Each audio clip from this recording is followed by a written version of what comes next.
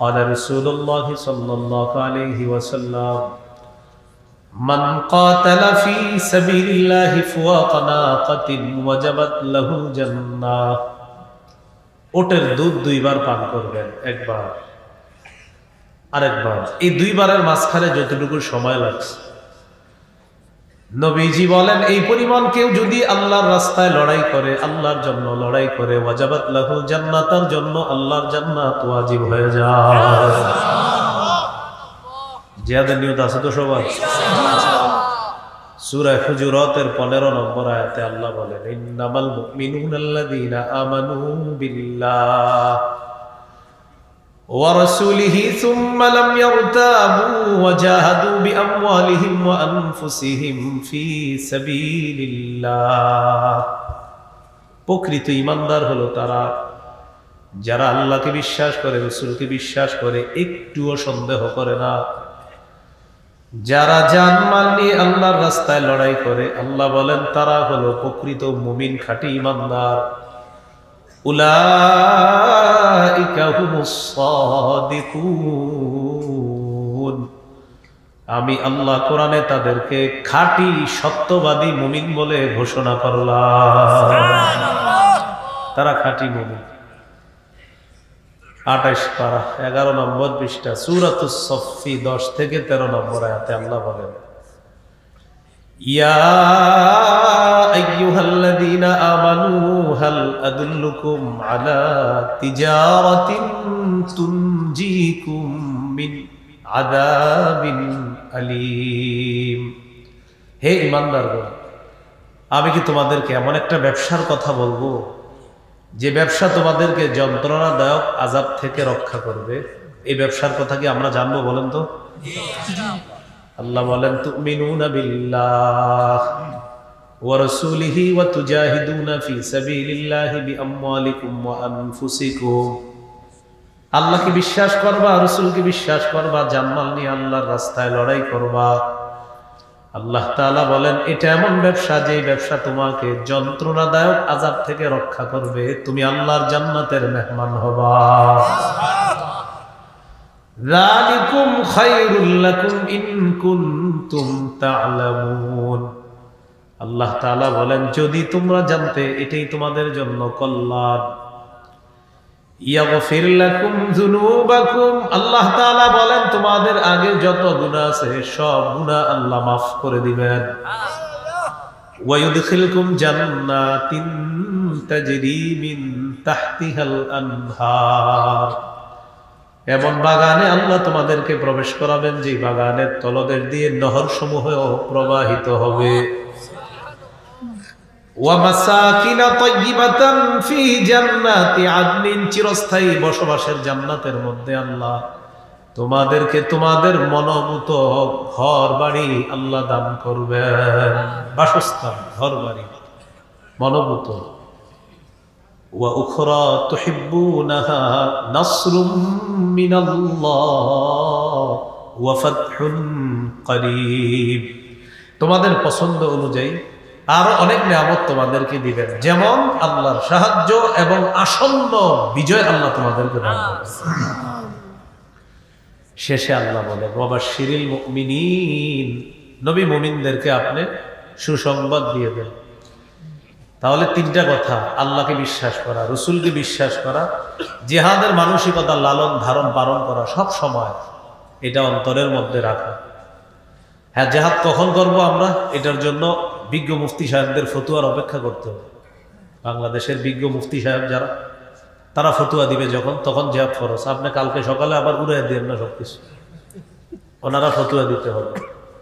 আবু দাউদের হাদিস 2504 নম্বর হাদিস 2504 قال رسول الله صلى الله عليه وسلم জাহিদুল মুশরিকিনা বিআমওয়ালিকুম ওয়া আনফুসিকুম ওয়া আলসিনাতিকুম, নবীজি বলেন তোমরা মুশরিকদের বিরুদ্ধে লড়াই করো তোমাদের সম্পদ দিয়ে।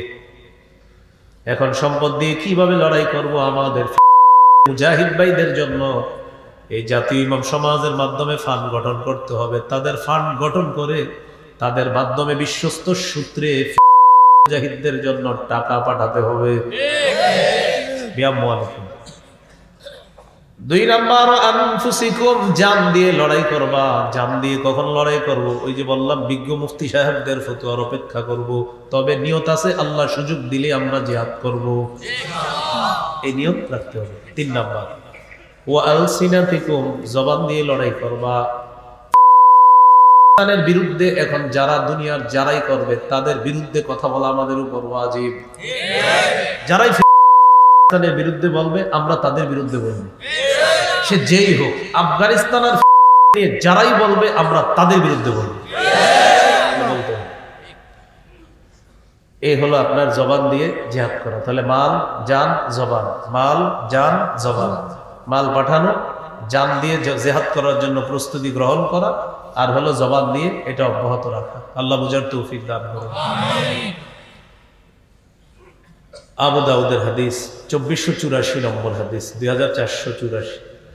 قال رسول الله صلى الله عليه وسلم لا تزال طائفة من أمتي يقاتلون على الحق।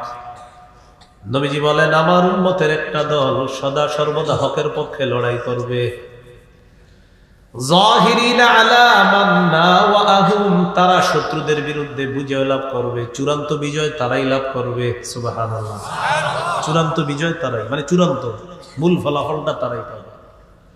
হাত্তা ইউকাতিলা আখিরু উম্মতি আল মাসিহ আদ-দাজ্জাল, হকের দলটা লড়াই করতে করতে আমার উম্মতের সর্বশেষ দলটা মুজাহিদ বাহিনী দাজ্জালের সাথে লড়াই করবে, তাদেরকেও আল্লাহ তাআলা বিজয় দান করবেন। আবু দাউদের 2532 নম্বর হাদিস, 2532। এই হাদিসটি মন দিয়ে শোনেন। শেষে কি বলে নবীজি একটু খেয়াল করবেন।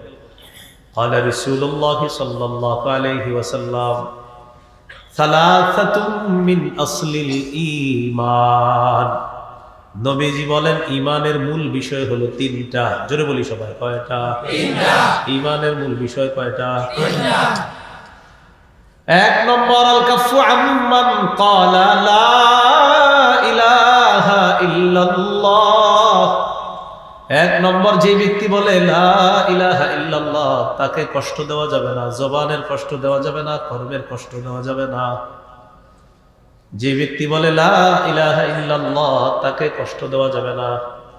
এটা ইমানের মূল বিষয় তিনটার একটা। দুই নাম্বার ওয়ালা নুকাফিরুহু বিযামবিন, কোন মানুষের গুনাহ দেখলেই তাকে আমরা কাফের বলে দিব না। মানে একটা গুনাহের কারণে আমরা কাউকে কাফের বলে ফেলবো না। প্রশ্ন হলো হুজুর কুফরির ফতোয়া তাহলে কে দিবে? ওই যে মুফতি সাহেবরা দিবে। কারা দিবে? মুফতি সাহেবরা, ফতোয়া বিভাগ আছে, তারা কাফেরের ফতোয়া দিবে। যেইতে না বাস মাইকের সামনে বসলাম আর দিয়ে দিলাম এমন না, না, এটাও বিজ্ঞ মুফতি সাহেবরা ফতোয়া দিবে।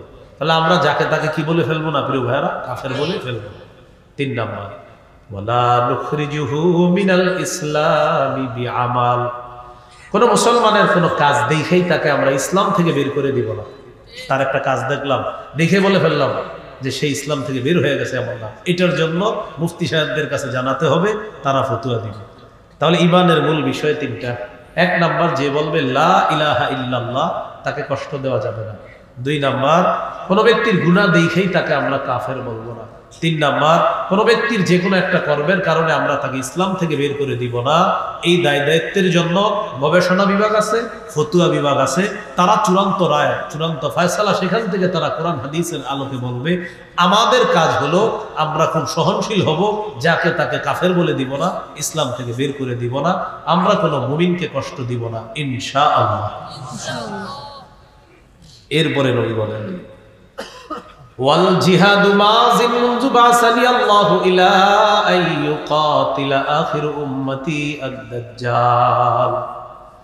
নবীজি বলেন আল্লাহ তাআলা আমাকে যেদিন থেকে নবুয়ত দান করেছেন সেদিন থেকে জিহাদ জারি আছে, জারি থাকবে, এমনকি আমার উম্মতের শেষ দলটা দাজ্জালের বিরুদ্ধে লড়াই করবে, জিহাদ চলতেই থাকবে। হাদিসের শেষে নবী বলেন লা ইউবতিলুহু জাওরু জাইরিন ওয়ালা আদলু আদিল। অনুবাদটা সবাই মিলে করি, চলেন বলেন। কোন জালেমের জুলুম, কোন বিচারকের বিচার জিহাদের বিধানকে বাতিল করতে পারবে না। কোন বিচারক যদি বলে জিহাদ নিষিদ্ধ, আমরা বলবো আপনি নিষিদ্ধ। কি বলবো? তাহলে কোন জালেমের জুলুম, কোন বিচারকের বিচার জিহাদের বিধানকে কি করতে পারবে না, বাতিল। এখন মনে করেন কোন রাষ্ট্রে হাইকোর্ট সুপ্রিম কোর্ট থেকে রায় আসলো যে এদেশে জিহাদ নিষিদ্ধ, আমরা বলবো আপনি নিষিদ্ধ। জিহাদের বিধান তো কোনো বিচারকের রায় নিষিদ্ধ হবে না, এটা কিয়ামত পর্যন্ত জারি থাকবে। বুঝে আসছেন? আল্লাহ বুঝে শুনে এটাকে লালন করার তৌফিক দান করুন। সহিহ বুখারীর বর্ণনা 3123 নম্বর হাদিস। عن أبي هريرة رضي الله تعالى عنه قال قال رسول الله صلى الله عليه وسلم تكفل الله لمن جاهد في سبيل الله لا يخرجه إلا الجهاد في سبيله وتصديق كلماته بأن يدخله الجنة أو يرجعه في مسكنه الذي خرج منه ما نال من أجر أو غنيمة। কোন ব্যক্তি যদি জিহাদে বের হয়, উদ্দেশ্য হলো শুধুমাত্র আল্লাহর রাস্তায় জিহাদ করার জন্যই সে বের হয়েছে, আর আল্লাহর কথাগুলো বিশ্বাস করেছে, আল্লাহ আপনি বলেছেন জিহাদ করলে এই ফজিলত, এই কারণেই আমি জিহাদে বের হয়েছি। নবীজি বলেন এই মুজাহিদের ব্যাপারে আল্লাহ তাআলা দায়িত্ব নিয়ে নেয়, হয়তো তাকে জান্নাতে প্রবেশ করাবেন, অন্যথায় তাকে গাজী বানায় প্রচুর গনিমতের সম্পদ সহ তার বাসায় আল্লাহ তাকে ফিরিয়ে দিবেন। আল্লাহ দায়িত্ব নিয়ে। সহিহ মুসলিমের বর্ণনা 1878 নম্বর হাদিস, 1878। মাদ্রাসার পাঠ্যপুস্তক অনুসারে মোট হাদিস সংখ্যা হবে 3033টা। قال رسول الله صلى الله عليه وسلم مثل المجاهد في سبيل الله كمثل الصائم القائم القانت بآيات الله لا يفتر من صيام ولا صلاة। নবীজি বলেন কোন ব্যক্তি যদি আল্লাহর রাস্তায় জিহাদের উদ্দেশ্যে বের হয়, কোন ব্যক্তি নফল নামাজের মধ্যে দাঁড়িয়েছে, দাঁড়ানোর পর নফল নামাজের মধ্যে কোরআন তেলাওয়াত করতেছে, অবিরত নফল নামাজ, ক্লান্ত হয় না। এই যে ক্লান্তিহীন রোজা রাখলো, ক্লান্তিহীন নফল নামাজ পড়লো, ক্লান্তিহীন কোরআন তেলাওয়াত করলো, তার যে সওয়াব, আল্লাহ নবী বলেন কোন ব্যক্তি জিহাদের ময়দানে যখন বের হয়, হাত্তা ইয়ারজিআল মুজাহিদু ফি সাবিলিল্লাহ, ওই ব্যক্তি জিহাদের ময়দান থেকে ফিরে আসার আগ পর্যন্ত তার আমলনামায় এই সওয়াব আল্লাহর পক্ষ থেকে জারি থাকে। জিহাদে বের হয়েছে কেউ, আমি আপনি নফল নামাজে আছি, নফল রোজায় আছি, নফল নামাজে কোরআন তেলাওয়াত, এক হলো নফল রোজা, আরেক হলো নামাজে আছি, আরেক হলো কোরআন তেলাওয়াত করতেছি, তাও আবার ক্লান্তিহীন অবিরত করতেছি। মুজাহিদ জিহাদের ময়দানে পা রাখছে, তার সওয়াব শুরু হয়ে গেছে। এই বলি আল্লাহ কথাগুলো বোঝার তৌফিক দান করুন। আবু দাউদের হাদিস 1449 নম্বর হাদিস। এক সাহাবীর নাম আব্দুল্লাহ ইবনে হুবশিগিল খাতআমি রাদিয়াল্লাহু তাআলা, তিনি বলেন আন্না রাসূলুল্লাহ সাল্লাল্লাহু আলাইহি ওয়াসাল্লাম সুইলা আইয়ুল আমালি আফজালু ইয়া রাসূলুল্লাহ। রাসূলুল্লাহ সাল্লাল্লাহু আলাইহি সাল্লামকে জিজ্ঞাসা করা হলো, হুজুর আল্লাহর কাছে সবচেয়ে শ্রেষ্ঠ আমল কোনটা? নবীজি বললেন তুলুল কিয়াম, লম্বা সময় নামাজের মধ্যে দাঁড়িয়ে থাকা আল্লাহর কাছে সবচেয়ে শ্রেষ্ঠ আমল। এটা কি কাল শুরু হইতেছে? তাহাজ্জুদ নামাজে একটু দাঁড়ায় আল্লাহর দরবারে, একটু বেশি সময় নামাজ পড়ার চেষ্টা করবেন। জোহরের সুন্নত 3.5 মিনিটে শেষ করে দিয়ে না 4 রাকাত। কয় মিনিট? প্রথম 2 রাকাত তাড়াতাড়ি পড়ে, শেষের 2 রাকাত জামাত ধরার জন্য বুলেটের গতিতে পড়ে। পাশে যদি আপনি থাকেন দেখবেন উনি সুবহানা রব্বিয়াল আযীম এভাবে করে।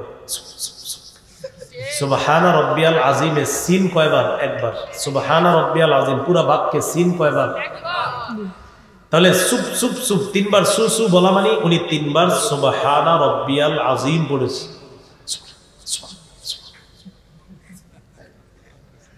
আল্লাহর সাথে তামাশা করবেন না, আল্লাহ হেফাজত করবেন। নবীজিকে প্রশ্ন করা হলো কোন আমল আল্লাহর কাছে শ্রেষ্ঠ? নবী বললেন তুলুল কিয়াম, লম্বা সময় নামাজে দাঁড়িয়ে থাকা। বলছিলাম শীতকাল তাহাজ্জুদ নামাজ পড়ার চেষ্টা করবেন। সহিহুত তারগীবের বর্ণনা 630 নম্বর হাদিসে নবী বলেন রাজুলুন কামা ফি লাইলাতিন বারিদাতিন মিন ফিরাশিহি ওয়া লিহাফিহি ওয়া দিসারি ফাকামা সুম্মা তাওয়াদ্দা সুম্মা কামা ইলা সালাহ। শীতের রাত, প্রচন্ড শীতকালে কোন ব্যক্তি রাতের বেলা লেপ কম্বল বিছানা ছেড়ে উঠছে, উঠার পর ওযু করে নামাজের মধ্যে দাঁড়ায় গেছে। এই ব্যক্তি যে নামাজের মধ্যে দাঁড়ায়, আল্লাহ তাআলা তাকে দেখে খুশিতে হাসতে থাকে। এই শীতকালে লম্বা রাত তো একটু চেষ্টা করে নামাজ পড়া। তো আল্লাহ ফেরেশতাদেরকে বলে, মা হামালা আব্দি হাদা আলা মা সানাআ। আচ্ছা, আমার এই বান্দা নফল নামাজে দাঁড়াইছে কেন? আল্লাহ তো সব জানে, ফেরেশতাদেরকে সাক্ষী রাখে।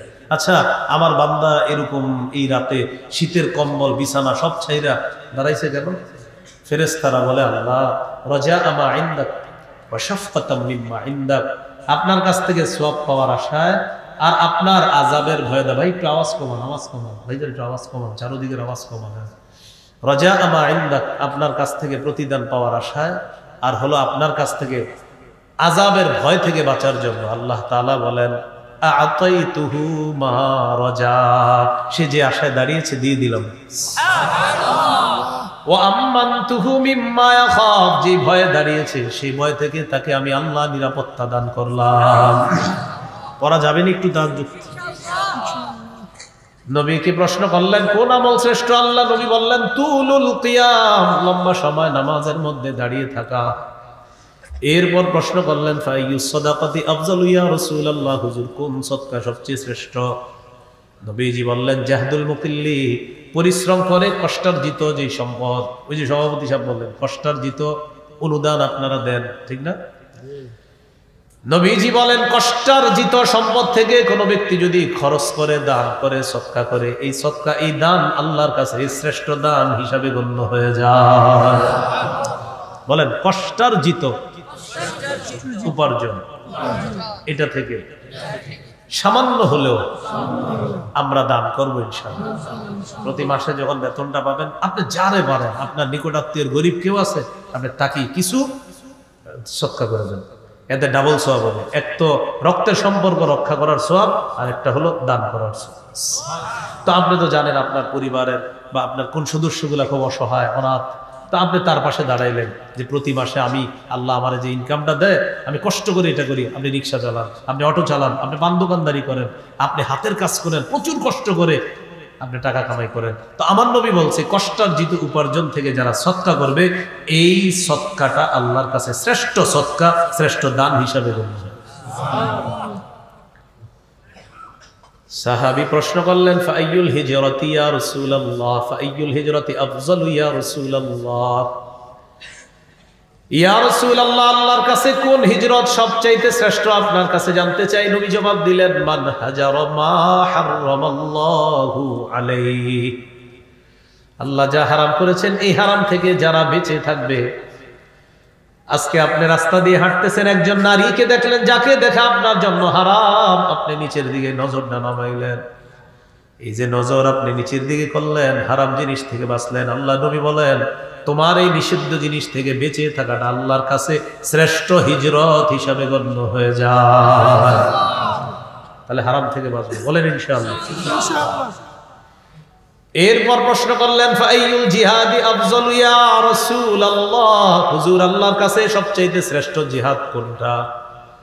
নবীজি বললেন, মান জাহাদাল মুশরিকিনা বিমালিহি ওয়া নাফসিহি, যে ব্যক্তি নিজের জান মাল নিয়ে মুশরিকদের বিরুদ্ধে লড়াই করে, এটা আল্লাহর কাছে শ্রেষ্ঠ জিহাদ বলে গণ্য হয়ে যায়। তৈরি হন, মুশরিকরা আমাদেরকে খুব ডিস্টার্ব করতেছে, যারা শিরিক করে তারা খুব ডিস্টার্ব করতেছে। আল্লাহ তাআলা বলেন, লা তাজিদান্না আশাদ্দান নাসি আদাওয়াতাল লিল্লাযিনা আমানুল ইয়াহুদা ওয়াল্লাযিনা আশরাকু। নবী, মুমিনদের সবচেয়ে কঠিন শত্রু পাবেন ইহুদি এবং মুশরিক যারা শিরিক করে তাদেরকে। বাস্তবিকই যারা শিরিক করে তারা আমাদের সবচেয়ে কঠিন দুশমন। এই জাতি না বুঝলে আগামী 50 বছরে এই সুযোগ আর আসবে না।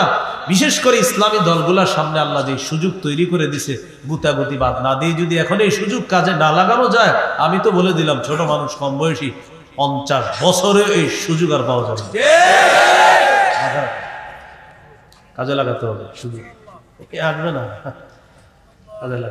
এটা বলতে পারেন আমি কিভাবে বললাম, আমি যতটুকু পড়াশোনা করি বা করতেছি এই আলোকে আমার মনে হচ্ছে যে এটা সুবর্ণ সুযোগ, এটা কাজে না লাগাইলে ওই আবার এক তাগুতকে ছেড়ে আরেক তাগুতের চামচামি আর গোলামি করা ছাড়া আর কোন উপায় থাকবে না। বারবার একই ভুল করি আমরা, এক তাগুত ছাড়ি আরেক তাগুত ধরি, বৃষ্টি থেকে বাঁচার জন্য ঝর্ণা নিচে এসে দাঁড়াই। বলেন আমাদের অভিভাবক কে? সূরা বাকারা 257 নম্বর আয়াত 3 পারা 2 নম্বর পৃষ্ঠার শুরুতে যেটা আছে, আল্লাহ বলেন আল্লাহু ওয়ালিয়্যুল্লাযীনা আমানু, যারা ঈমানদার তাদের অভিভাবক হলেন আল্লাহ। ওয়াল্লাযীনা কাফারু আউলিয়াউহুমুত তাগুত, যারা কাফের তাদের অভিভাবক হলো তাগুত। তাহলে বলেন কাফেরের অভিভাবক তাগুত আর মুমিনের অভিভাবক হবেন কে? আল্লাহ। আল্লাহর পরিবর্তে মুমিন যদি অন্য কাউকে অভিভাবক বানায়, কোন তাগুতকে যদি অভিভাবক বানায়, মুমিনের ভাগ্য সারা জীবনেও পরিবর্তন হবে না। মুমিন অভিভাবক যখন আল্লাহকে বানাবে, মুমিনের ভাগ্য আল্লাহ তাআলা পরিবর্তন করে দিবেন। যার বড় প্রমাণ হলো বর্তমান আফগানিস্তান। কারা আল্লাহকে অভিভাবক মাইনা ইস্তেকামতের সাথে লড়াই করছে চিরশত্রু, যারা দুনিয়ারে বুড়া আঙ্গুল দেখায়, আফগানিস্তান তাদেরকে বুড়া আঙ্গুল দেখায়। 47টা মানুষ বসাইলো, একজনও মহিলা বসাইলো না, খালি অন্যদেরকে বানায়া দেয় আর তাদেরকে গোলামীর জিনজিরের মধ্যে আবদ্ধ করে নিজেরা খালি সবাইরে ঘুরাইতে চায়। ইসলাম মাইন্ডের মানুষগুলা যদি এখনো না বুঝে, তাহলে কিন্তু এই বুঝার আর সুযোগ আসবে না। বারবার তাগুত ছেড়ে আরেক তাগুত ধরা, এর মতো নির্বুদ্ধিতা, বোকামি, এর মতো এমন আত্মঘাতী সিদ্ধান্ত, এটা কোন মুসলমানের জীবনে কল্যাণ তো বয়ে আনবে না, বরং তার জীবনে বিপর্যয় আরো কঠিন থেকে কঠিন হবে। মুমিনেরা বুঝতে হবে। আমাদের জাতীয় ইমাম সমাজরাও যেন এই ব্যাপারে কাজ করে। হ্যাঁ, আল্লাহ তৌফিক দান করে। জাতীয় লেখা আছে, কি লেখা আছে? তাহলে তারা জাতির দায়িত্বশীল। আর বলে না কেন? হ্যাঁ, আমাদের এই জাতীয় যে জাতীয় সমস্যা, জাতীয় ইমাম সমাজ দেখতে হবে। জাতীয় ইমাম সমাজ শুধু বক্তাবলী সমস্যা দেখলে হবে না, জাতির সমস্যা নিয়ে জাতীয় ইমাম সমাজ কাজ করতে হবে। জাতীয় ইমাম সমাজ দেশের মুরব্বী আলেমদের কাছে যাইতে হবে, গিয়ে বলতে হবে আপনাদের হাতে পায়ে ধরি, আপনারা একটু সবাই এক হয়ে আমাদের জন্য একটু কাজ করুন। আল্লাহ বুঝার তৌফিক দান করুন। মনে আসেনি কোথায় আছে? আবু দাউদের 1449 নম্বর হাদিস। কোন জিহাদ শ্রেষ্ঠ? নবী বললেন মুশরিকদের বিরুদ্ধে জানমাল নিয়ে লড়াই করা শ্রেষ্ঠ জিহাদ। এরপর আল্লাহ রাসূলকে প্রশ্ন করা হলো ফাইয়ুল কতলি আশরাফু ইয়া রাসূলুল্লাহ, হুজুর আপনার কাছে জানতে চাই কোন হত্যাকাণ্ডটা সবচেয়ে মর্যাদাপূর্ণ, কোন শহীদটা সবচেয়ে মর্যাদাপূর্ণ? মুমিনরা জিহাদের ময়দানে শহীদ হয়ে যায়, কোন শাহাদাতটা সবচেয়ে মর্যাদা? নবী বলেন মান উহরিকা দামুহু ওয়া উকিরা জাওয়াদুহু, যে ব্যক্তি যার ঘোড়া সহ শহীদ হয়ে যায়, লোকটাও শহীদ হয়, তার ঘোড়াটাও শহীদ হয়, এই ব্যক্তির শাহাদাত সবচেয়ে মর্যাদাপূর্ণ হয়ে যায়। শহীদ হয় বাহন সহ, এটা শ্রেষ্ঠ মর্যাদাপূর্ণ শাহাদাত। তাহলে নতুন কথায় চলে আসছি, শাহাদাত কিসে? প্রথমে জানছিলাম জানমাল, দ্রব্য মূল্য, ক্রেতা বিক্রেতা, জিহাদের ময়দান। এরপরে জানলাম জিহাদ। আলোচনা করতে করতে আমরা চলে আসলাম। এবার বলেন শহীদ হওয়ার নিয়ত আছে?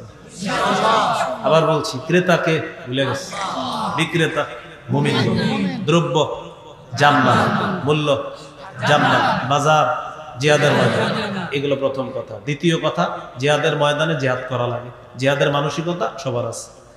3 নাম্বার কথা চলে আসলাম আমরা, যে জিহাদের ময়দানে শহীদের মর্যাদাও পাওয়া যায়, শাহাদাতের মর্যাদা পাওয়া যায়। আর শহীদের নিয়ত আসেনি সবার? এই বক্তাবলীর এই এলাকার যদি কেউ শহীদ হওয়ার নিয়ত করে, সত্যি সত্যি নিয়ত করে যে আল্লাহ আমি বক্তাবলীর একজন মানুষ, কিন্তু আপনি যদি আমাদের তৌফিক দেন, সুযোগ দেন, আমি সত্যি শহীদ হবো, এরকম যদি কেউ নিয়ত করে, সহিহ মুসলিমের বর্ণনা 1909 নম্বর হাদিস, 1909 নম্বর হাদিস। قال رسول الله صلى الله عليه وسلم من سأل الله الشهادة بصدق بلغه الله منازل الشهداء وإن مات على فراشه। নবীজি বলেন, কোন ব্যক্তি যদি দিল থেকে শাহাদাতের নিয়ত করে, আল্লাহ তুমি আমাকে শহীদের মর্যাদা দিয়ে দাও, আল্লাহ আমি বক্তাবলীর মুসলমান, তবে আমার নিয়ত আছে আল্লাহ তুমি যদি কখনো সুযোগ তৈরি করে দাও আমি শহীদ হব আল্লাহ, তার নিয়তটা আল্লাহ তাআলা জানেন। নবী বলেন সে যদি তার ঘরের বিছানাও মারা যায় আল্লাহ তাআলা তাকে শহীদদের মর্যাদায় পৌঁছায়া দিবেন। নিয়ত আছে তো সবার? তিরমিজির বর্ণনা 1655 নম্বর হাদিস। এই হাদিসের মধ্যে আছে قال رسول الله صلى الله عليه وسلم সালাসুন হাক্কুন আলাল্লাহি আউনুহুম, তিন ব্যক্তিকে সাহায্য করা আল্লাহ নিজের উপর ওয়াজিব করে নেয়। কয় ব্যক্তি? এক নম্বর আল মুজাহিদু ফি সাবিলিল্লাহ, যে মুজাহিদ আল্লাহর রাস্তায় শহীদ হওয়ার জন্য লড়াই করতে গেছে এই মুজাহিদকে সাহায্য করা আল্লাহ নিজের উপর ওয়াজিব করে নেয়। দুই নাম্বার আল মুকাতাবুল্লাযী ইউরিদুল আদা, চুক্তিকৃত গোলাম, যে গোলাম তার মনিবের সাথে চুক্তি করছে এই পরিমাণ টাকা দিলে আমি তোমাকে আজাদ করে দিব। ওই গোলাম মনিবের একটা মাসালা আছে, তো যাই হোক আপনারা খালি একটু মনে রাখেন যে গোলাম তার মনিবের সাথে একটা চুক্তি হয়েছে এই পরিমাণ টাকা দিলে তাকে আজাদ করে দিবে। তো এই গোলামকে সাহায্য করা আল্লাহ নিজের উপর ওয়াজিব করে নেয়। তিন নাম্বারটা কি বলবো? ওয়ান্নাকিহুল্লাযী ইউরিদুল আফাফা, যে ব্যক্তি বিয়ের মাধ্যমে নিজেকে পুত পবিত্র বানাইতে চায় আল্লাহ তাকে সাহায্য করা নিজের উপর ওয়াজিব করে নেয়। কিন্তু আমাদের যুবকরা বিয়ের আগে অপবিত্র হয়। কি হয়? বিয়ের আগে এরা পবিত্র হবে, কিন্তু কি করে? নিয়ত করে, কি জানেন? নিয়ত করে কন্যা পক্ষের সাথে কথা হয়, কথা হওয়ার পরে বাস ছেলের বাপে গিয়া দেখে মেয়েরে, কে দেখে? বাপে। হুবো বালেগা স্ত্রীর জন্য, বলেন হুবো বালেগা স্ত্রীকে বলেন শ্বশুরের জন্য দেখা সর্বসম্মতি ক্রমে সন্দেহ ছাড়া হারাম। হুবো বালেগা স্ত্রী মানে আপনার স্ত্রী যিনি হবেন, মানে যাকে দেখতেছেন, যাকে বিয়ে করার জন্য দেখবেন, তার বিয়ে করলে আপনার আব্বা হবে মেয়েটার শ্বশুর। এই শ্বশুরের জন্য বিয়ের আগে মেয়েকে দেখা হারাম। মেয়েকে দেখা কি? আপনারা মাঠে আছেন তো? এতক্ষণ তো আওয়াজ ছিল, এখন তুমি গুলো আপনার আব্বা আপনার বিবি যে হবে তাকে বিয়ের আগে দেখা হারাম। মুফতি সাহেবরা আছে, জিজ্ঞাসা করেন, শোনেন না একটু, এটা তো ঠিক, একটু পরে দেখবেন আরো আওয়াজ কমবে। এখন সর্বশেষ বিয়ের কনে পক্ষের বলবে, তো কনে পক্ষে ফোন দিছে বর পক্ষের, কবে তারিখটা জানাবেন? হা বা না জানায় দেন। তো ছেলে পক্ষে বলে, ছেলের একজন দুলাভাই আমেরিকা থাকে, তো দুলাভাই ছবিটা দেখবে মেয়ে, দেখার পর দুলাভাই যদি বলে হ্যাঁ তাহলে হ্যাঁ, দুলাভাই যদি বলে না তাহলে না, কারণ বিয়েটা দুলাভাই করবে, এই জন্য দুলাভাই হ্যাঁ বললে হ্যাঁ আর না বললে না। নির্লজ্জ বেহায়া কোথাকার! আপনার শরম লজ্জা নেই? আপনি নির্লজ্জ বেহায়ার মতো কিভাবে আপনার স্ত্রী আপনার বন্ধুদেরকে দেখান, আপনার দুলাভাইকে দেখান, বন্ধুদেরকে দেখায় বলে দোস্ত তোরা ওকে বললে ওকে, মানে বিয়েটা দোস্তরা করবে, দুলাভাই আপনি ওকে বললে ওকে, মানে দুলাভাই বিয়েটা করবে। নির্লজ্জ বেহায়া, যারও সন্তান তৈরির রাস্তা খুলে দিচ্ছে, সে বিয়ের মাধ্যমে পবিত্র হতেছে। এগুলা সিডু আইনের, যাক এটা আবার আরেক ইতিহাস, সেদিকে যাব। ওই যে পাশ্চাত্যরা খবিস মার্কা আইন তৈরি করে দেয়, এই আইনের কুফল হলো এগুলো। তো যাই হোক, বলতেছিলাম তিন ব্যক্তিকে সাহায্য করা আল্লাহ নিজের উপর ওয়াজিব করে। তিন নাম্বার, যে ব্যক্তি বিয়ের মাধ্যমে পবিত্র হতে চায়। যুবক ভাইয়েরা এখানে আছেন, আপনাদের হাতে পায়ে ধরে বলি, নিজেরা এখন থেকে তৈরি করেন, আপনার যে বিবিটা হবে আল্লাহ তাকেও তৈরি করবে। আপনি নিয়ত করে ফেলেন যে আমার বিবি আমি দেখবো, কেন অন্যরা দেখবো, এরকম নিয়ত করে ফেলেন, বলেন ইনশাআল্লাহ। যারা বিয়ে করেছেন তো আলহামদুলিল্লাহ, কলিগ বা অন্য যারা আছে তাদেরকে বিবি দেখাবেন। এখন আবার কলিগ যদি বেড়াইতে আসে বাসায়, বিবি চা নিয়ে যাইতে হয় কলিগের সামনে, এরকম তথ্য জিজ্ঞাসা করেন ইমাম সাহেবদের কাছে আসে। কলিগের সামনে বিবি নাকি চা না নিলে এটা আপনার হয় না। আল্লাহ আমাদেরকে হেফাজত করে। বিবিকে কখনো আপনি ব্যবসার বস্তু বানাবেন না, বিবিকে সবচেয়ে সম্মান দিয়ে ঘরে রাখবেন। সহিহ মুসলিমের বর্ণনা 3535 নম্বর হাদিস। রাসূলুল্লাহ সাল্লাল্লাহু আলাইহি সাল্লাম বলেন, আদ-দুনিয়া মাতা ওয়া খায়রু মাতা'id দুনিয়া আল মারআতুস সালিহা। এই পৃথিবীটা ভোগের জায়গা, পৃথিবীর সবচেয়ে শ্রেষ্ঠ সম্পদ একজন নেককার নারী। সুবহানাল্লাহ। তাহলে বলেন আমাদের এই শ্রেষ্ঠ সম্পদ আমরা হেফাজত করব ইনশাআল্লাহ। তিরমিজির বর্ণনা 1656 নম্বর হাদিস। قال رسول الله صلى الله عليه وسلم লা ইউকলামু আহাদুন ফি সাবিলিল্লাহ ওয়াল্লাহু আ'লামু বিমান ইউকলামু ফি সাবিলি। নবীজি বলেন, কোন ব্যক্তি যদি আল্লাহর রাস্তায় গিয়ে আহত হয়, কে আহত হবে বিষয়টা জানেন একমাত্র আল্লাহ। ইল্লা জাআ ইয়াউমাল কিয়ামাতি ওয়াল লাউনু লাউনুদ দাম ওয়ার রিহু রিহুল মিসক। সুবহানাল্লাহ। কোন ব্যক্তি যদি জিহাদের ময়দানে গিয়ে আহত হয়, কিয়ামতের ময়দানে এমন অবস্থায় উঠবে, তার রং হবে রক্তের রং, আর তার শরীর থেকে মেশক আম্বরের ঘ্রাণ বের হবে। সূরা আলী ইমরান, বলেন কোন সূরা? 169 নম্বর আয়াত। কত নম্বর আয়াত? এই আয়াতটা মন দিয়ে শুনেন, এই আয়াতের প্রেক্ষাপটটা শুনেন। প্রেক্ষাপটটা আবু দাউদের হাদিসে আছে, 2520 নম্বর হাদিস, 2520 নম্বর হাদিস। খুব মন দিয়ে শুনবেন, একটু লম্বা হবে হাদিসটা। আব্দুল্লাহ ইবনে আব্বাস রাদিয়াল্লাহু তাআলা আনহুমার বর্ণনা, তিনি বলেন, রাসূলুল্লাহ সাল্লাল্লাহু আলাইহি সাল্লাম বলেছেন, লাম্মা উসিবা ইখওয়ানুকুম বিউহুদিন জাআলাল্লাহু আরওয়াহাহুম ফি জাওফি তায়রিন খুদরিন। সুবহানাল্লাহ।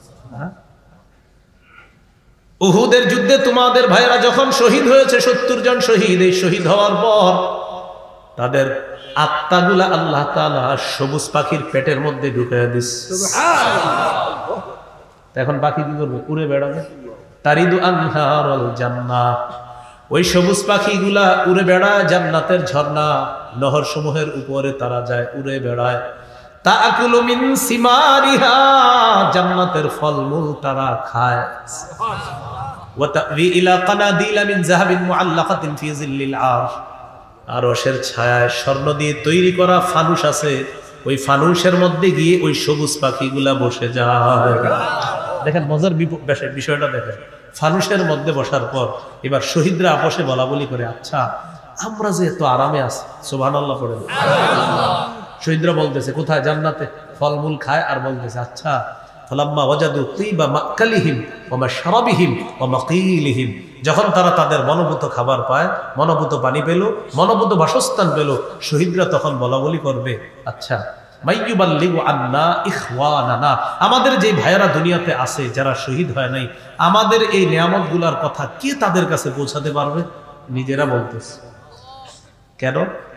লিআল্লা ইয়াজহাদু ফিল জিহাদ ওয়া লা ইয়ানকুলু ইনদাল হার, যেন আমাদের দুনিয়ার ভাইয়েরা জিহাদের সময় অলসতা না করে আর অনাগ্রহ না দেখায়, আমাদের দুনিয়ার ভাইয়েরা যেন জিহাদের স্পৃহা মানসিকতা লালন করে। আমাদের এই নিয়ামতের কথা তারা যদি জানতে পারে, তাহলে জিহাদের প্রতি তাদের আগ্রহ আরো তৈরি হবে। তো এটা যখন বলছে, তো শহীদদের এই কথা কে জানাবে? আল্লাহ তাআলা শহীদদেরকে জবাব দিলেন, উবাল্লিগুহুম আনকুম, আমি আল্লাহ তোমাদের বিষয়টা দুনিয়ার সবাইকে কিয়ামত পর্যন্ত যারা সবাইরে জানায়। এরপর আল্লাহ তাআলা সূরা আলী ইমরানের 169 নম্বর আয়াত নাজিল করে দিয়ে শহীদদের ব্যাপারটা জানায় দেয়। যদিও মুফাসসিরিনে কেরামের কেউ কেউ বলেন এটা বদরের যুদ্ধের শহীদদের কথা, আর হাদিস দ্বারা বোঝা যায় এটা উহুদের যুদ্ধের শহীদদের কথা। যেই যুদ্ধের হোক, মোট কথা শহীদ। আল্লাহ তাআলা বলেন, ওয়ালা তাহসাবান্নাল্লাযীনা কুতিলু ফি সাবিলিল্লাহি আমওয়াতা, যারা আল্লাহর রাস্তায় শহীদ হয়ে গিয়েছে তাদেরকে তোমরা মৃত মনে করো না, বাল আহইয়াউন, তারা জীবিত, ইনদা রাব্বিহিম ইউরযাকুন, তাদের রবের কাছে তাদেরকে রিজিক দেওয়া হয়, তাদের রিজিকের ব্যবস্থা করা হয়। ফারিহিনা বিমা আতাহুমুল্লাহু মিন ফাদলিহি, আল্লাহর অনুগ্রহ পেয়ে তারা খুশি, তারা আনন্দিত। ওয়াস্তাবশিরুনা বিল্লাযীনা লাম ইয়ালহাকু বিহিম মিন খালফিহিম, আর যারা এখনো তাদের সাথে মিলিত হয় নাই শাহাদাতের মাধ্যমে, তাদেরকে নিয়ে তারা আনন্দ করে আর গর্ব করে। তারা যখন শহীদ হয়ে আসতে পারবে, আল্লাহ খাউফুন আলাইহিম ওয়ালা হুম ইয়াহজানুন, তারা আনন্দ করে আর গর্ব করে আমাদের যে ভাইয়েরা দুনিয়াতে জীবিত আছে তারা শহীদ হবে। শহীদ হওয়ার পর তারা যখন আসবে, তাদের কোনো ভয় নাই, তাদের কোনো চিন্তাও নাই। ভয় আর চিন্তাহীন ভাবে আল্লাহ তাআলা তাদেরকে জান্নাত দান করবেন। ক্রেতা কে? আল্লাহ। বিক্রেতা? দ্রব্য, মূল্য, বাজার, জিহাদের নিয়ত আসেনি সবার? জিহাদের ময়দানে কাফেররা মারলে কি হবে? শহীদের নিয়ত আসেনি সবার? আল্লাহ তাআলা আমাদের সকলকে জিহাদের মানসিকতা লালন ধারণ পালন করার তৌফিক দান করেন। শাহাদাতের তামান্না যেন আমরা রাখতে পারি, আল্লাহ তৌফিক দান করেন। সর্বশেষ একটি হাদিস বলি, মন দিয়ে শোনেন। তিরমিজির বর্ণনা 1663 নম্বর হাদিস। এই হাদিসটি শুনবেন, মুখস্থ রাখবেন, অন্যদেরকে জানায় দিবেন, তাহলে সবাই রেডি হন। হ্যাঁ, রাসূলুল্লাহ সাল্লাল্লাহু আলাইহি সাল্লাম বলেন, লিশহীদি ইনদাল্লাহি সিত্তু খিসাল। আল্লাহর কাছে শহীদের স্পেশাল 6টা মর্যাদা। কয়টা? 1 নম্বর, ইউগফারু লাহু ফি আউয়ালি দাফাতিন ওয়া ইউরা মাকআদুহু মিনাল জান্নাহ। এই দেখেন, শহীদ হইতেছে, শহীদের প্রথম রক্তের ফোঁটাটা পড়তেছে। এই শহীদ হইতেছে, আমি শহীদ হইতেছি, রক্তের ফোঁটাটা পড়তেছে, তো আল্লাহ তো জানে শহীদ হব। এই যে রক্তের প্রথম ফোঁটাটা পড়তেছে আর জান্নাতটা তাকে দেখানো হচ্ছে, আর সাথে সাথে তার আগের যা আছে সব মাফ করে দেওয়া হচ্ছে। এটা 1 নম্বর পুরস্কার শহীদের। 2 নম্বর, ওয়ায়ুজারু মিন আযাবিল কবরি। শহীদকে যখন আমরা দাফন করব, ইউজারু ইউজারু ইউজারু মিন আযাবিল কবরি, কবরের আযাব থেকে তাকে নিরাপত্তা দেওয়া হবে। 3 নম্বর, ওয়ায়ামানু মিনাল ফাজাইল আকবরি, কিয়ামতের ময়দানের বিভীষিকাময় অবস্থা, জাহান্নামের আযাব থেকে তাকে নিরাপত্তা দেওয়া হবে, সে নিরাপত্তা লাভ করবে। 4 নম্বর, ওয়ায়ুদউ আলা রাসিহি তাজুল ওয়াকারিল ইয়াকুতাতু ফিহা খায়রুম মিনাদ দুনিয়া ওয়া মা ফিহা। জান্নাতের মরমর পাথর দ্বারা তৈরি করা ওই পাথর দিয়ে খচিত মুকুট শহীদের মাথায় পরিয়ে দেওয়া হবে। কেমন পাথর? যেই পাথরের দাম দুনিয়ার মধ্যে যা কিছু আছে এগুলোর চাইতেও ওই পাথরের মূল্য আরো বেশি। সুবহানাল্লাহ। 5 নম্বর বলবো, 5 নম্বরটা, ওয়ায়ুযাওয়াজু সিনতাইনি ওয়া সাবঈনা যাওজাতাম মিনাল হুরিল ঈন। 72 জন হুরের সাথে তাকে বিয়ে দেওয়া হবে। সুবহানাল্লাহ। 6 নম্বর, ওয়াশফাউ ফি 70 মিন আকারিবিহি, তার নিকট আত্মীয়দের মধ্যে কমপক্ষে 70 জনের ব্যাপারে তার সুপারিশ মঞ্জুর করা হবে। নিয়ত আসেনি সবার? তাহলে রক্তের প্রথম ফোঁটাটা পড়বে, গুনাহ মাফ, জান্নাত দেখানো হবে। 2 নম্বর, কবরের আযাব থেকে নিরাপদ। 3 নম্বর, জাহান্নামের আযাব, কিয়ামতের বিভীষিকাময় মুহূর্ত থেকে সে নিরাপত্তা লাভ করবে। সবাই পেরেশান থাকবে, শহীদের কোনো পেরেশানি নেই। কিসের পেরেশানি? আল্লাহ তাকে এই পেরেশানিতে ফালাবেই না। 4 নম্বর, তার মাথায় মুকুট পরিয়ে দেওয়া হবে, পাথর খচিত মুকুট, যেই পাথরের মূল্য দুনিয়ার মধ্যে যা কিছু আছে এর চেয়ে বেশি। 5 নম্বর, 72 জন হুর তার কাছে বিয়ে দেওয়া হবে। 6 নম্বর, কমপক্ষে 70 জনের ব্যাপারে তার সুপারিশ আল্লাহ তাআলা কবুল করবেন। তাহলে জিহাদ, জিহাদের তামান্না, জিহাদের ময়দান, জিহাদের তামান্না, শাহাদাতের তামান্না আমরা ইনশাআল্লাহ রাখবো। ইনশাআল্লাহ। সর্বশেষ আরেকটা কথা বাকি রয়ে গেছে। জিহাদের ময়দানে আমির আছে, কি আছে? এই আমির লাগে একজন। এই আমিরকে মান্য করতে হয়। বলেন কি করতে হয়? বলেন আল্লাহকে মান্য করতে হয় নিঃশর্তভাবে। আল্লাহর হুকুমে রসুলকে মানতে হয়, ইতাআত করতে হয় নিঃশর্তভাবে। আমিরের, শাসকের, দায়িত্বশীলের ইতাআত, আনুগত্য নিঃশর্তভাবে করা যাবে না, শর্ত লাগবে। কি আওয়াজ কমে গেল? বলেন বলেন, আমির যদি কোরআনের হাদিসের অপব্যাখ্যা দেয়, গুনাহের কথা বলে, নাফরমানির কথা বলে, সেই অটো আমিরকে মানাও যাবে না, তার কথা শোনাও যাবে না।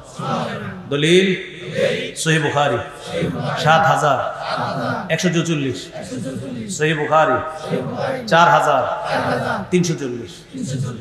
এই 2 হাদিসে আছে। সহিহ বুখারী ৭,১৪৪টা আমি বলছি।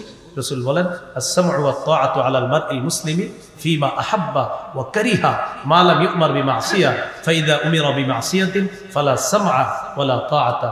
আমিরেরকে ততক্ষণ মানব মুসলমানরা যতক্ষণ তার থেকে কোনো নাফরমানির কথা বের না হবে। নাফরমানিমূলক কথা যদি বের হয়, কোরআন হাদিসের অপব্যাখ্যা যদি বের হয়, আর আলেমরা যদি সেই ভুল ধরিয়ে দেয়, সেই আমিরের কথা শোনাও যাবে না, মানাও যাবে না। সহিহ বুখারী ৪,৩৪০ নম্বর হাদিসটা, এটা গল্পের মতো মনে রেখে অন্যদেরকে শোনাবেন। আলী রাদিয়াল্লাহু তাআলা আনহুর বর্ণনা, বাসান নবী সাল্লাল্লাহু আলাইহি সাল্লাম সারিয়াতান ওয়াস্তা'মালা আলাইহিম রাজুলান মিনাল আনসার ওয়া আমারহুম আইয়ুতিউহু। একটা দল নবী জিহাদে পাঠাইলেন, একজন আমির নিযুক্ত করে দিলেন, আর বলে দিলেন আমির যা বলবে সব শুনবে। তো আমির সাহেব রওনা করছে তাদেরকে নিয়ে, বুঝতেছেন সবাই? ফাগাদিব আমির সাহেবের রাগ হচ্ছে। আমির সাহেব সেনাবাহিনীর সবাইকে বললেন, আলাইসা ক্বাদ আমারাকুম রাসূলুল্লাহ সাল্লাল্লাহু আলাইহি সাল্লাম আন তুতিউনি। আচ্ছা নবী কি বলে নাই আমার আনুগত্য করতে তোমাদেরকে? সবাই বললেন হ্যাঁ বলছে। তাহলে আমি এখন যা বলবো তা শুনবা? সবাই বললেন জি শুনবো। আমির সাহেব বললেন ইজমাউলি হাতাবা, তোমরা লাকড়ি সংগ্রহ করো। ফাজামাউ, সবাই লাকড়ি সংগ্রহ করে নিয়ে আসছে। এবার আমির সাহেব বললেন আউকিদুহা নার, লাকড়িতে আগুন ধরায় দাও। ফাআউকাদুহা নার, আগুন লাগিয়ে দিস। এবার আমির সাহেব বললেন উদখুলুহা, সবাই আগুনে ঝাঁপ দাও। কি করো?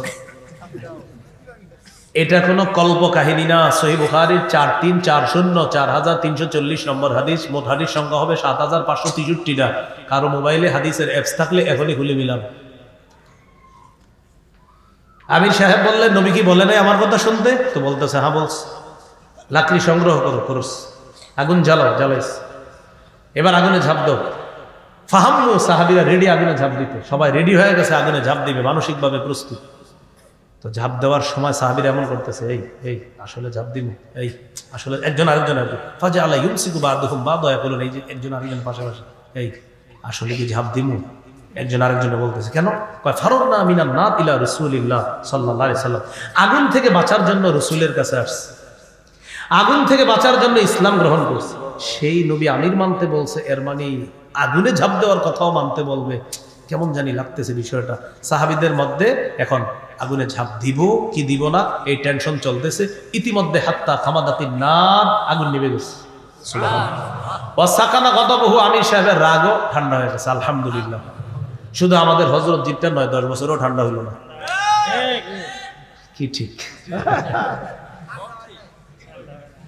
বলি আপনাকে, কথা বুঝেন, কথা বুঝার চেষ্টা করেন। এখন অনেকে মনে মনে বলতে হুজুর মনে হয় আমারে বলতেছে। তো আপনার মাঝে এই খারাপ গুণ থাকলে তো আপনারই বলতেছে। এখন অনেকে মনে মনে বলবে হুজুর মনে হয় অমুককে বলতেছে। অমুকের মধ্যে যদি এই খারাপই থাকে তো অমুককেই বলতেছে। সোজা হিসাব। আপনি কেন আপনার গায়ে নিচ্ছেন? বেদাতের ওয়াজ যদি করি, করার পরে যদি কেউ রাগ হয়ে যায় তো বুঝতে বলি বেদাতি। এখন আমি কি বলছি কোনো আমিরের কথা নির্দিষ্ট? কিন্তু বললাম কোন আমির এমন হলে তাকে মানা যাবে না। একজনের গায়ে নিয়ে নিল, এটা আমার আমিরকে বলতেছে, এর মানে আপনার আমিরের মাঝে ঝামেলা আছে। যদি থাকে আল্লাহর রাস্তায় ফিরে আনে। আমরা আল্লাহর কাছে দোয়া করি সারা পৃথিবীর দাওয়াত ও তাবলীগের সাথী ভাইদেরকে কোরআন সুন্নাহর সঠিক কথাগুলা মেনে নিয়ে, কোরআন সুন্নাহর কথা বদলে আলেমদের কথা মেনে নিয়ে এক হয়ে যাওয়ার তৌফিক দাও। আমিন। তা আগুনে ঝাঁপ দেন। ঘটনাটা নবীজির কাছে গেছে। যাওয়ার পরে নবীজি বললেন সর্বনাশ, লাউ দাখালুহা মা খারাজু মিনহা ইলা ইয়াউমিল কিয়ামা, যদি আমিরের কথা শুই না তারা আগুনে ঝাঁপ দিত, কিয়ামত পর্যন্ত আগুন থেকে বের হতে পারত না। কি শিখলাম প্রিয় ভাইয়েরা? নবীজি হাদিসের শেষে বলে ইন্নামাত তাআতু ফিল মারুফ, আমিরের আনুগত্য শুধুমাত্র ন্যায়সঙ্গত কথায় কাজে। নাফরমানির কোনো কথা বললে সেই আমিরের কথা শোনাও যাবে না, মানাও যাবে না। আল্লাহ আমাদেরকে বুঝার তৌফিক দান করেন। তাহলে বলেন জিহাদের ময়দান, জিহাদ, শাহাদাত, আমির, নেতা, শাসক, এই বিষয়গুলো গুরুত্ব সহকারে অনুধাবন করে আরো বিস্তারিত আলেমদের থেকে জেনে মানসিকভাবে আমরা প্রস্তুত থাকবো ইনশাআল্লাহ। আল্লাহ তৌফিক দান করেন। সুবহানাল্লাহি ওয়া বিহামদিহি, সুবহানাকাল্লাহুম্মা ওয়া বিহামদিক, আশহাদু আল্লা ইলাহা ইল্লা আনতা, আস্তাগফিরুকা ওয়া আতুবু ইলাইক। ভাই কেউ কিছু দিয়েন না, কোনো প্রশ্ন দিয়েন না, আমার তারা আছে। হ্যাঁ, আল্লাহুম্মা সাল্লি আলা মুহাম্মাদি ওয়া আলা আলি মুহাম্মাদ কামা সাল্লাইতা আলা ইব্রাহিম ওয়া আলা আলি ইব্রাহিম ইন্নাকা হামিদুম মাজিদ। ও আচ্ছা, আমি গাড়িতে যাইতে যাইতে মিম্বরের আমানত যাদের লাগবে সংগ্রহ করতে পারেন। 1 থেকে 6 খণ্ড। প্রথম খণ্ড সন্তানের 64টি অধিকার, দ্বিতীয় খণ্ড শিরিক বেদাত কুফর তাওহীদ, তৃতীয় খণ্ড হালাল হারাম, চতুর্থ খণ্ড স্বামী স্ত্রীর অধিকার, পঞ্চম খণ্ড লা ইলাহা ইল্লাল্লাহর ব্যাখ্যা, ষষ্ঠ খণ্ড নামাজ সম্পর্কে আলোচনা। এই 6 খণ্ড আছে, যাদের প্রয়োজন হয় গাড়ি থেকে সংগ্রহ করতে পারেন। জি, আল্লাহুম্মা সাল্লি আলা মুহাম্মাদ ওয়া আলা আলি মুহাম্মাদ। কামা হ্যাঁ বাৎসরিক বলতে আচ্ছা, ওটা আমি ওয়াদা দিচ্ছি না, আমি কোথাও ওয়াদা দিই না। আমি শরীয়তের আলোকে ওয়াদাবদ্ধ যদি হই, অন্য কোথাও যাওয়া আমার পক্ষে সম্ভব হয় না। হ্যাঁ, শরীয়তের গণ্ডির মধ্যে যদি কোথাও আমি যেতে পারি অবশ্যই সেখানে আমি যাই। তো ওনারা বলছে আবার যদি আবার ওরকম দেখা যায় যে আমার এদিকে আছে বা কোনোভাবে দেওয়া যায় অবশ্যই আমি দিয়ে দিই, কাছে থাকলে আমি দিয়ে দিই। আপনারা জানেন অনেক অনেক আমি গত বছরও 57-58টা জায়গায় নাম ছাড়া বয়ান করে দিচ্ছি, আর আমার নাম ছিল না। তো ওই দিক গেছি, ওলামা একরাম বলছে একটু বয়ান করেন। আমি বলছি যদি আমি টাইমের আগে যাইতে পারি আমি করে দিব, ঠিকই করে দিচ্ছি। তো এই জন্য আমি ওই রেঞ্জের মধ্যে যদি হয় আপনাদের আমি ক্লাস করি, আমার সন্তানকে মাদ্রাসায় নিজে নিয়ে যাই, আবার নিজে নিয়ে আসি, পারিবারিক বাজার সদা আমি নিজে করি। সবগুলা করার পর এরপরে আপনার এই খেদমতটা আর কি। তো এই জন্য আমরা দোয়া করবো, ওলামা হজরত যারা তাদের কাছে দোয়া চাই, অবশ্যই রেঞ্জের মধ্যে আমি যদি সম্ভব হয় আমি দিয়ে দিই। আল্লাহ আমাদের সকলকে কথা, আমি এই দিকে যত মাহফিল করছি আপনার প্রচুর বয়ান করছি, আপনি খোঁজ নিয়ে দেখেন দূরে আমি এত যাইনি। যাই হোক, ঠিক আছে। ওই হজরত দোয়া চেয়েছেন, একজন মারা গেছে গতকালকে, আপনার একজন আলেমের জন্য দোয়া চেয়েছে, আপনারা জানেন কিডনি রোগে আক্রান্ত হয়ে। আমরা দোয়া করবো বাস আল্লাহ তাআলা যেন তাকে জান্নাত দিয়ে দেন। যে আরেকজনের বা পিতা মারা গেছে আজকে, আমরা তার জন্য দোয়া করবো। আলহামদুলিল্লাহ রাব্বিল আলামিন ওয়াল আকিবাতু লিল মুত্তাকিন ওয়াস সালাতু ওয়াস সালামু আলা সাইয়্যিদিল আমবিয়া ওয়াল মুরসালিন ওয়া আলা আলিহি ওয়া আসহাবিহি আজমাইন। রব্বানা যালামনা আনফুসানা ওয়া ইল্লাম তাগফির লানা ওয়া তারহামনা লানাকুনান্না মিনাল খাসিরিন। রব্বিরহামহুমা কামা রাব্বায়ানি সগীরা রব্বিরহামহুমা কামা রাব্বায়ানি সগীরা রব্বিরহামহুমা কামা রাব্বায়ানি সগীরা। মাবুদ মেহেরবান মাওলা, আল্লাহ এই সুন্দর মজমা, এই সুন্দর মাহফিলকে আপনি কবুল করে নেন। আল্লাহ আলোচনা করতে গিয়ে আল্লাহ হয়তো দুই এক জায়গায় আমার আলোচনায় কঠোর ভাষা হয়ে গিয়েছে মাওলা, কিন্তু আল্লাহ কথাগুলো আপনাকে খুশি করার জন্যই বলেছি মাওলা। এরপরেও যদি কোনো ভুল করে থাকি আল্লাহ, অবশ্যই আমার ভুল হয়েছে আল্লাহ। আল্লাহ মেহেরবানি করে ভুলগুলা মাফ করে দিয়ে সঠিক কথাগুলো আমাদের সকলকে বোঝার তৌফিক দান আল্লাহ। আল্লাহ সবগুলা কথা বলছি এই নিয়তে, কথাগুলা যেন আমি সহ আমরা সবাই বুঝতে পারি। আল্লাহ মুসলমান আজকে সঠিক বিষয়ের দুই ভাগ হয়ে গেছে আল্লাহ। আল্লাহ বিশেষ করে আমির, ইতাআত, আনুগত্য, এগুলোকে কেন্দ্র করে মুসলমানদের মাঝে দুই ভাগ। আগে কত মায়া লাগতো, কত সুন্দর লাগতো, দাওয়াত তাবলীগের সাথী ভাইয়েরা মসজিদে আসতো, কত ভালো লাগতো, তারা আসতো, দিনের কাজ করতো। আল্লাহ কেউ যখন পরামর্শ চাইতো, হুজুর ছেলেটাকে কি করব, পরীক্ষার বন্ধ হয়েছে, ওলামায়ে কেরাম কোনো চিন্তা ছাড়াই পরামর্শ দিয়ে দিত, ছেলেটাকে দাওয়াত তাবলীগে পাঠায় দেন, চিল্লায় পাঠায় দেন। এখন আলেমরা কত পেরেশানিতে এই বিষয়টা নিয়ে। আল্লাহ আল্লাহ সাধারণ মানুষ যেন বুঝতে পারে আলেমদের এখানে কোনো স্বার্থ নাই আল্লাহ, নিঃস্বার্থভাবে তারা চাইতেছে দুনিয়ার সব মানুষগুলা, সমস্ত মুসলমানগুলা যেন গুমরাহি থেকে মুক্ত হয়ে এক নেক হয়ে যেতে পারে, তৌফিক দান করেন আল্লাহ। আমাদের এই দোয়া আপনি কবুল করে নেন আল্লাহ। আজকে একজনের পিতা মারা গিয়েছে মাওলা, আল্লাহ মেহেরবানি করে তিনি সহ আরো যারা কবরে আছে তাদের কবরগুলা জান্নাতের বাগান বানান আল্লাহ। একজন আলেমে দ্বীন, এই জাতীয় ইমাম সমাজ যারা আছে বক্তা বলি, তাদের সাথে মিলে মিশে কত চলাফেরা করছে, উঠা বসা করছে। আল্লাহ কিডনি রোগে আক্রান্ত হয়ে তিনি ইন্তেকাল করেছে মাওলা। আল্লাহ মেহেরবানি করে আমরা সবাই আপনার কাছে বলতেছি মাওলা, তার কবরটা জান্নাতের বাগান বানায় দেন আল্লাহ। আমাদের দোয়া আপনি কবুল করেন আল্লাহ। এই মাহফিলটা কেন্দ্র করে যুবক, নারী, পুরুষ সকলকে পাঁচ ওয়াক্ত নামাজি বানায় দেন আল্লাহ। আমার আগে মুরব্বী ওলামায়ে কেরামগণ আলোচনা করছে, বিশেষ করে নারায়ণগঞ্জের সিংহ পুরুষ আল্লামা আব্দুল আউয়াল দামাত বরকাতুহুল আলিয়া, আল্লাহ হযরত সহ আরো মুরব্বী ওলামায়ে কেরাম কথা বলেছে মাওলা। আল্লাহ প্রথম কথা হলো আমাদের এই মুরব্বীদের হায়াতে আপনি বরকত দিয়ে দেন আল্লাহ। আল্লাহ একের পর এক মুরব্বীরা চলে যাচ্ছে, নিজেদেরকে এতিম মনে হচ্ছে আল্লাহ। আল্লাহ গত 2-3 বছরে আমাদের দেশের বড় বড় আলেমরা চলে গেছে আল্লাহ। শাইখুল ইসলাম আল্লামা আহমদ শফি রহমতুল্লাহ আলাইহির মাধ্যমে শুরু হয়েছে, এরপর একে একে আমরা মুরব্বীদেরকে হারাইছি আল্লাহ। হাফেজ জুনায়েদ বাবুনগরী রহমতুল্লাহ আলাইহি, আল্লামা নূর হুসাইন কাসিমি রহমতুল্লাহ আলাইহি আল্লাহ, তিনি সহ মুফতি ওয়াক্কাস রহমতুল্লাহ আলাইহি, আরো বড় বড় ওলামায়ে কেরাম এই মুহূর্তে আমার মনে আসতেছে না অনেকের নাম।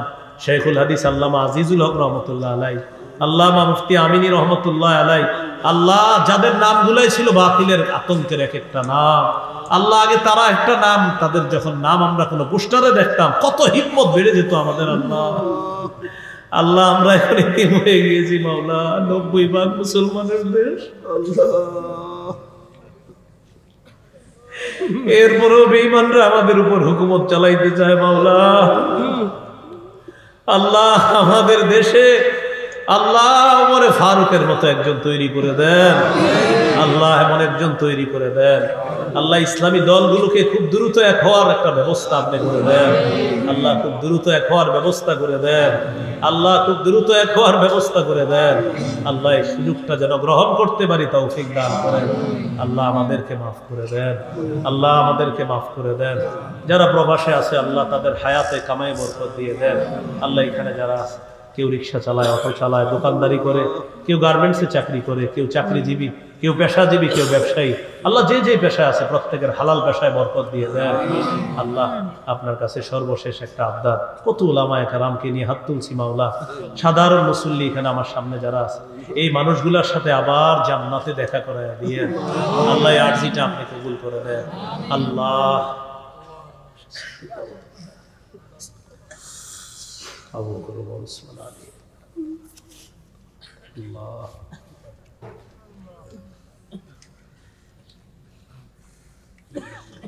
Allah, Allah. আল্লাহ সেহের জাদু টোনা থেকে উলামায়ে কেরামকে আপনি হেফাজত করেন। জাতি ইমাম সমাজকে আপনি কবুল করেন। তাদের যে কাজগুলো আছে, মেহনতগুলো আছে, আত্মমানবতার সেবা সহ জাতীয় পর্যায়ে যেন তারা অবদান রাখতে পারে তৌফিক দান করেন। আল্লাহ আজকে আমরা তাদের কাছে আবদার জানিয়েছি, তারা যেন জাতীয় পর্যায়ে দেশের উলামায়ে কেরামের ঐক্যের জন্য তারাও যেন কাজ করতে পারে তৌফিক দান করেন। আমাদের দোয়া আপনি কবুল করেন। রব্বানা তাকাব্বাল মিন্না ইন্নাকা আনতাস সামিউল আলিম ওয়া তুব আলাইনা ইন্নাকা আনতাত তাওয়াবুর রহিম।